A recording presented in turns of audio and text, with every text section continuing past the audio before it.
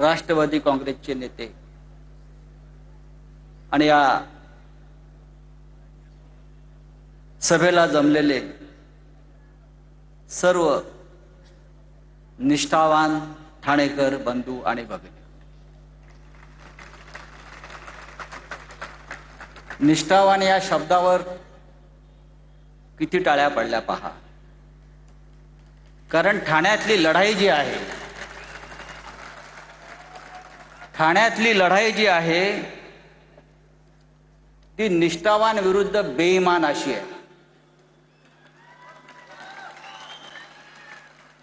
आणि आज आहे ठाण्यामध्ये जे बाळासाहेबांनी निष्ठेचं बीज पेरलं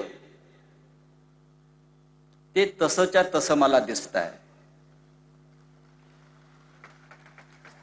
काल शिवतीर्थावर आतापर्यंतची महाराष्ट्राच्या इतिहासातली सगळ्यात विराट सभा झाली. त्या सभेत उद्धव साहेबांनी आणि राज साहेबांनी जे तडाखे दिले त्या धक्क्यातून मिंधे फडणवीस अद्याप सावरलेले नाही. आणि आज जी ठाण्यातली सभा आहे,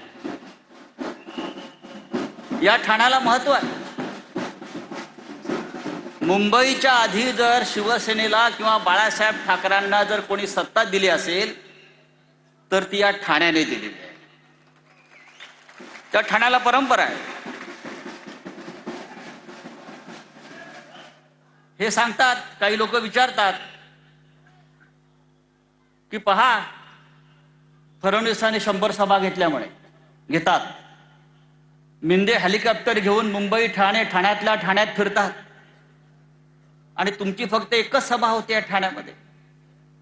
मी त्यांना सांगू इच्छितो, ठाकरे बंधूंना 1760 सभा घेण्याची गरज नाही. एक सभा पुरेशी आहे. जसं तुम्ही म्हणता ना, एक मोदी सब पर भारी. क्या सब पर भारी? आमच्याकडे 2 आहेत आता. सो सोनार की और 2 लोहार की. ठाणेकर, तुमच्यावरती फार मोठी जबाबदारी येऊन पडलेली आहे. महाराष्ट्राला आपल्याला दाखवायचं आहे